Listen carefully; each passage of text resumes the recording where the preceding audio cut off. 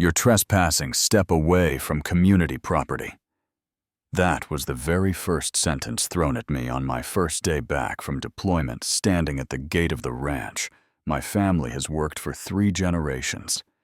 And the woman saying it was leaned against a white luxury SUV that was parked sideways across my gravel driveway, like a barricade, already on the phone with 911, while I stood there in dusty boots holding the original deed to the land she was standing on. She looked right at me and said into the phone, "Yes, dispatcher, there's a man refusing to leave our HOA property." And behind her, I could hear sirens starting to echo up the valley, blue and red lights bouncing off the cedar trees, while I stared at the metal sign we'd bolted to that gate 20 years ago that said Cedar Ridge Ranch, Estorma 1963, and tried to process how exactly I had just turned into a trespasser on my own front road. By the time the first patrol car crested the hill, she was smiling that tight, practiced HOA president smile, completely sure I was about to be hauled off. And I remember this strange calm settling over me as I thought either, this is the day I lose everything, or it's the day their little kingdom starts to crack. And you're about to see which one it is. You know what I mean. So let me back up and tell you how we got there, because it didn't start with cop cars and restraining orders. It started with envelopes and quiet little lies. My name's Dylan Cole. I grew up on Cedar Ridge Ranch, about 200 acres of hills, scrub and stubborn grass outside a small town called Laurel Springs. And my granddad, Henry, bought that land back when the county was basically saying, if you can make it produce something, we'll give you an agricultural exemption and stay out of your hair, which he took personally because he believed in 2 things, hard work and paper trails. He cleared cedar by hand, built the first barn with a couple of neighbors, and a borrowed tractor carved a cattle path down to the creek that only runs clear about 8 months out of the year. And every morning he'd sit on the same fence rail, coffee in one hand, and tell me, "Land keeps its receipts, boy. Treat it right, and it'll testify for you when people lie," which didn't mean much to me when I was 10, but rings a lot louder now.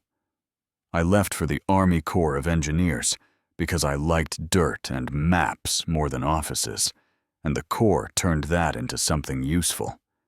They taught me how to read ground, how to design things that don't fail under pressure, how to document everything. Because in our world, if it isn't written down, it didn't happen, and I thought those skills were going to matter in combat zones overseas, not in a fight with a homeowners association I never signed up for.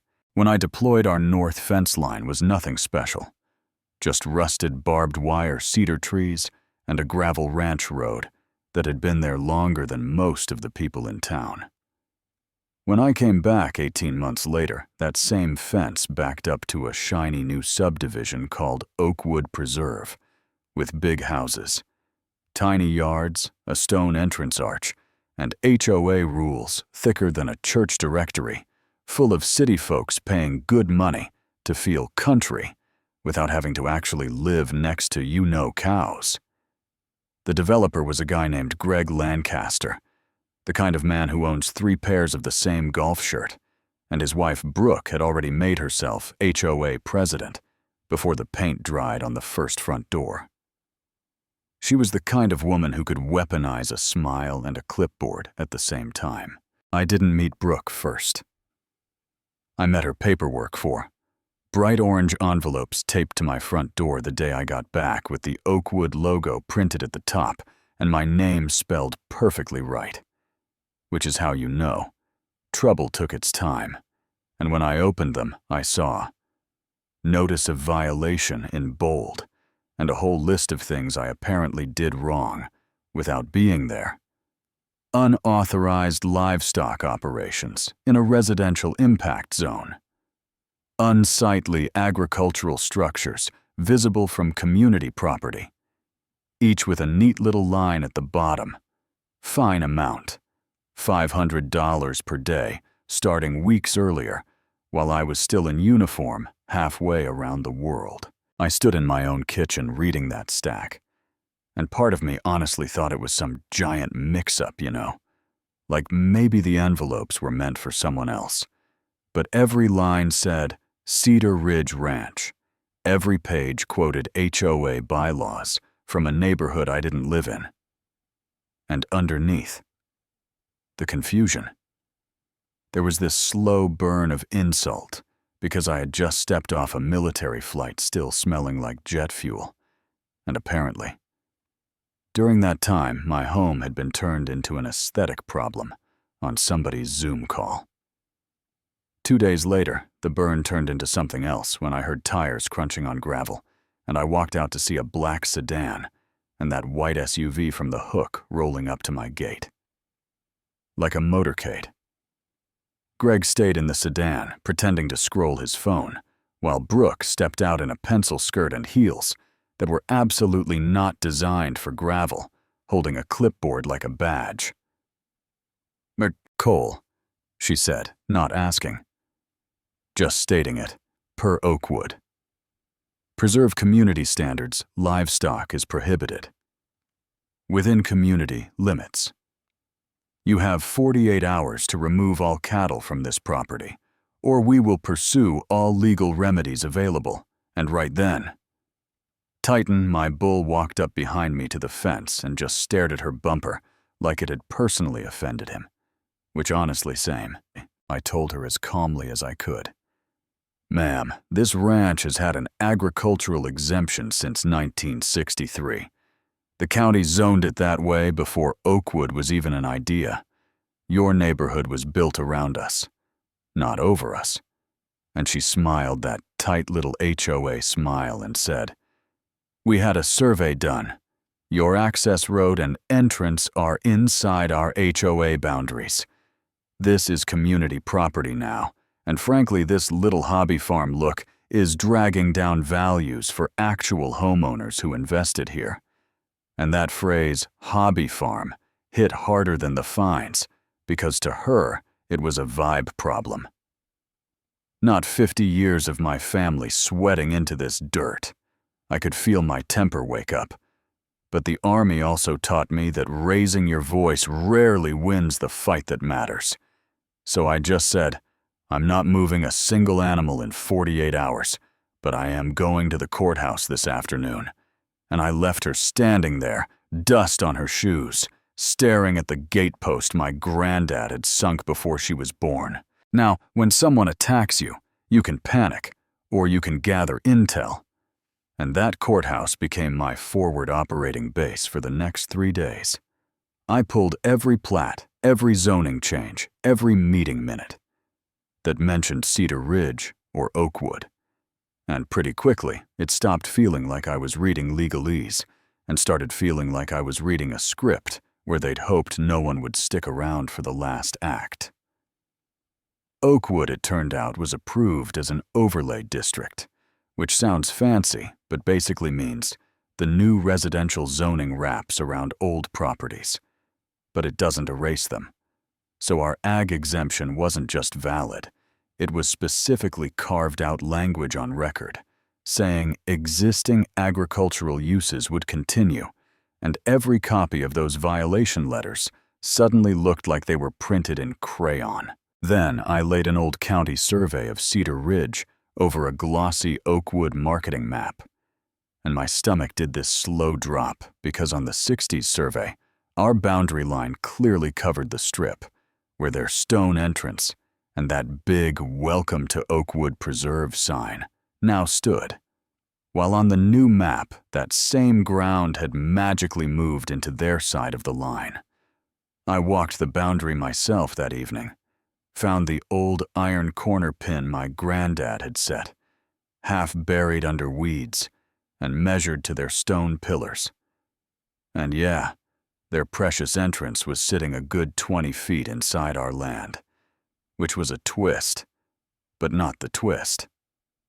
I took it all to our family attorney, Mark Donnelly, who laid everything out on his conference table, squinted at the surveys, and finally said, Dylan, they built their front porch on your living room, and now they're trying to evict you. We can fix this. But from this moment on, every interaction is evidence. No yelling, no threats, just paper. Meanwhile, Brooke was not slowing down the violation. Letters kept coming. Then came city code citations, fence height, barn safety, improper storage of agricultural equipment visible from residential lots, and my personal favorite, possible unlicensed mechanical work. Because I fix my neighbor's tractors in the shop, all quoting residential building codes that don't apply to agricultural structures at all. But if you don't know that it looks official and scary taped to your door. At the same time, Oakwood's private neighborhood app started lighting up screenshots found their way to me through people who still had a spine. Little posts like, "Anyone else smell something awful on the north side?" and "Concerned about aggressive animal noises near our kids' bedrooms." And then the one that turned my confusion into something heavier. Does anyone know the mental health background of the man on the ranch I heard he's military? With a little scared emoji, Brooke had dug up just enough of my record to twist it. There had been an incident downrange where I refused to sign off on an engineering shortcut that wasn't Safe Command eventually backed me, but on paper, it looks like disciplinary review. And if you only tell half that story, suddenly I'm the unstable veteran with weapons training living next to your cute cul-de-sac. I'd love to say I shrugged it off, but I didn't.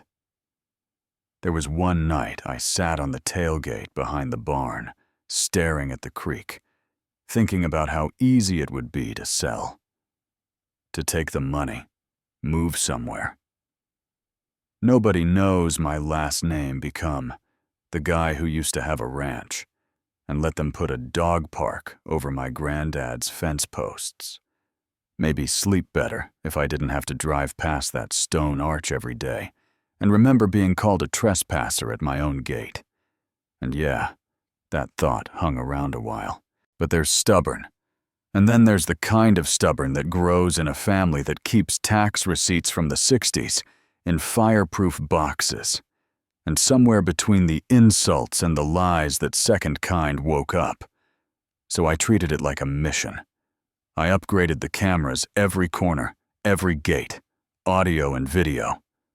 I started a log on my kitchen table where I wrote down every visit, every letter, every rumor that made it back to me dates, times, exact words.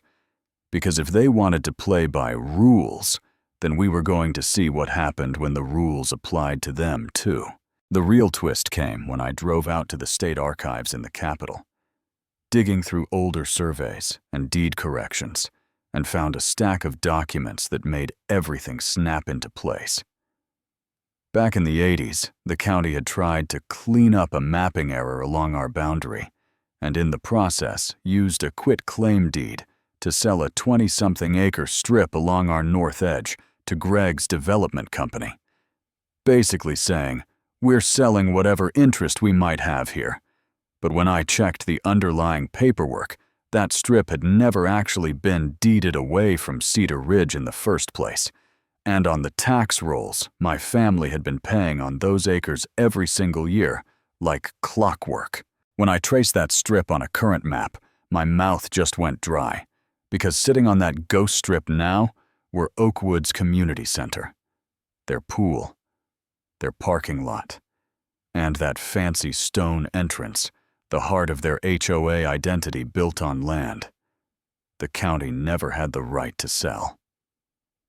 Mark leaned back in his chair when I spread those copies on his desk and said, "This isn't just harassment anymore.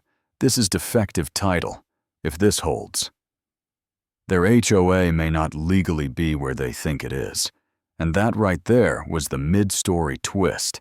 The moment I went from feeling like the guy being slowly squeezed out to realizing the people squeezing didn't actually know what they were standing on. We filed for a formal boundary and title hearing with the county commissioners and insisted it be public. I wanted sunlight. And cameras, not some quiet backroom deal. And while Mark drafted motions, I did my own outreach. I invited a couple of Oakwood board members who seemed less hypnotized by Brooke over to my kitchen table. Poured coffee, spread out maps and tax receipts, and watched their faces as they realized their pool parties and HOA meetings had been happening on disputed ground. You could see the fear pass through their eyes as they thought about mortgages and resale value and the words clouded title. And you could also see the first cracks in Brooke's grip. The week before the hearing, I had a crew help me install temporary gates and barriers at the disputed entrance, just inside where our new survey showed the true line with a simple metal sign that read, "Private property, boundary under legal review." I didn't chain the neighborhood in. I didn't block emergency access. I just stopped pretending that piece of land was theirs. And yeah, she called the sheriff, the mayor, the local news. Anyone who would listen, deputies came out, looked at the plats, shrugged, and said, "As long as people can still get in and out, it's a civil matter."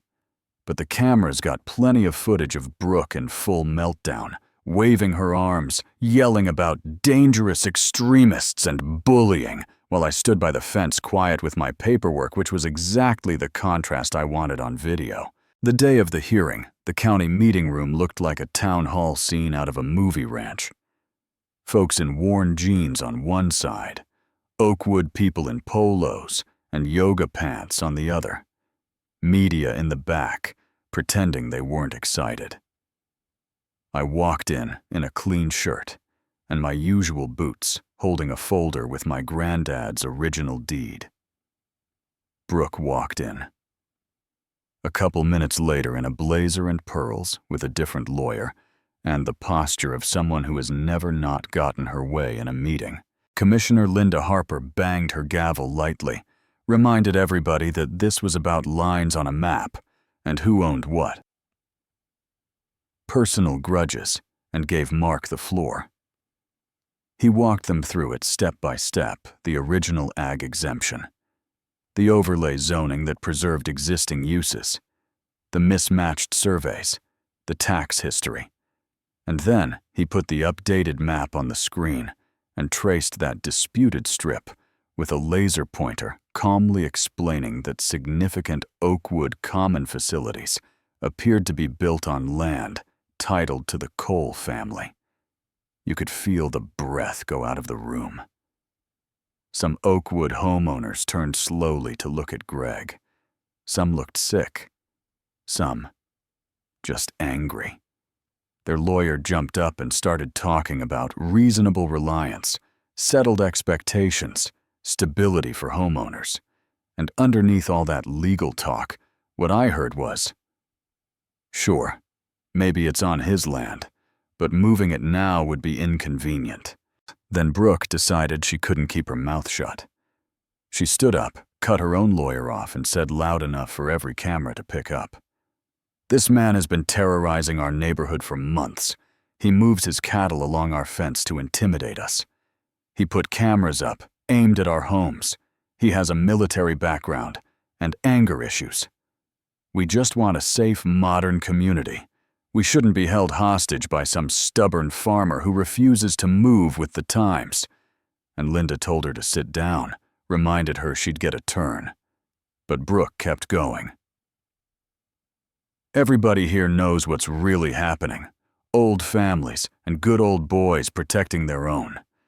If this were anyone else, you'd enforce the rules. But because he grew up here, he gets to run his little kingdom, and we have to live around it." And you could see the commissioners' faces harden at the word corrupt that she danced around. Linda finally told the deputies to have her sit or step out, and that was my cue not to shout over her, but to answer once and let the record hold it. I stood up, hands on the back of the chair in front of me, and said as evenly as I could, "I didn't ask for any of this. I came home from deployment, drove up a road my family built, and was told I was trespassing on my own gate. My family has been paying taxes on Cedar Ridge since before Oakwood was a line on a developer's napkin. We've pulled cars out of ditches, fixed lawn mowers. In that illegal workshop, watched floodwater and wildfire smoke from this ridge for anyone who needed a call. I'm not here to tear your neighborhood apart. I'm here to stop a bully from using broken paperwork to push my family off land. We never stopped owning. And then I laid out the offer we'd worked up, not because I wanted to be generous, but because I wanted options. I'm asking the county to put the boundaries back where the documents say they go, clear the bogus liens off our place, and then I'm willing to sign a fair ground lease, so your community center, your pool, your entrance can stay where they are, on terms that respect both deeds. Or if you'd rather, we can all pay lawyers for the next 5 years and let judges decide what happens to all our houses. Brooke tried one more time to paint me as an unstable veteran, but Linda had had enough. She cut her off, asked security to escort her from the room so the hearing could continue, and watching Brooke being walked out, still telling anyone who'd listen that she was the one under attack was, I'm not going to lie, it felt like breathing clean air after months of smoke. Yeah, that happened. Then, something I didn't expect took her place. Jenna, one of the Oakwood board members who'd sat at my kitchen table and stared at those plats like they were ticking bombs, stood up and said, voice shaking but loud enough, "For the record, the Oakwood Preserve Board moves to remove Brooke Lancaster from all leadership positions, effective immediately, and to request authority to negotiate a settlement with Mr. Cole based on his proposal," and that more than any map told me the tide had really turned. The commissioner stepped out to deliberate, came back, and Linda read their decision into the record. Cedar Ridge Ranch held clear title to the disputed strip. All HOA liens and violations filed against the ranch were void. Oakwood had 90 days to restructure under a lawful framework to correct its documents and to reach an agreement with us or face additional action. No dramatic gavel slam, no hero music, just a few quiet sentences that put the story back in the order. It should have been all along. Walking out of that building, the sun felt a little different. A couple of ranch guys clapped me on the shoulder. One Oakwood homeowner in a golf shirt came up and said, "I still don't like waking up to your cows, man, but what they tried to do to you was wrong." And I shook his hand, because you can disagree on smells and still agree on right and wrong, even if right and wrong got pretty muddy on the way here. And here's where I'm going to leave it just a little uncomfortable on purpose, because even with that ruling, there are still people in town who think I'm the bad guy in this story. To them, I'm the stubborn local who wouldn't adapt so new families could have their dream neighborhood to others. Brooke was just doing her job, protecting property values, and to some folks, hearing "veteran with cattle and cameras" is all they need to file me under problem. So I want to hear from you if an HOA decided your family's land made their marketing look bad and started using fines, rumors, and technicalities to push you out. Would you sell and start over? Or would you dig in and fight, knowing half your neighbors might hate you for it? Have you seen rules, HOA bylaws, company policies, church guidelines, being used like weapons instead of protection? And where do you draw the line between progress and just steamrolling whoever got there first? Drop your thoughts in the comments. Tell me whose side you're really on, and why share your own HOA or neighborhood horror stories. If you've got them, because people need to know they're not the only ones going through this. And if you want more stories, where regular folks stand up when it'd be easier to sit down, hit like, hit subscribe. Ring that bell so you don't miss the next one, and maybe together we'll remind a few bullies out there that land and people keep their receipts.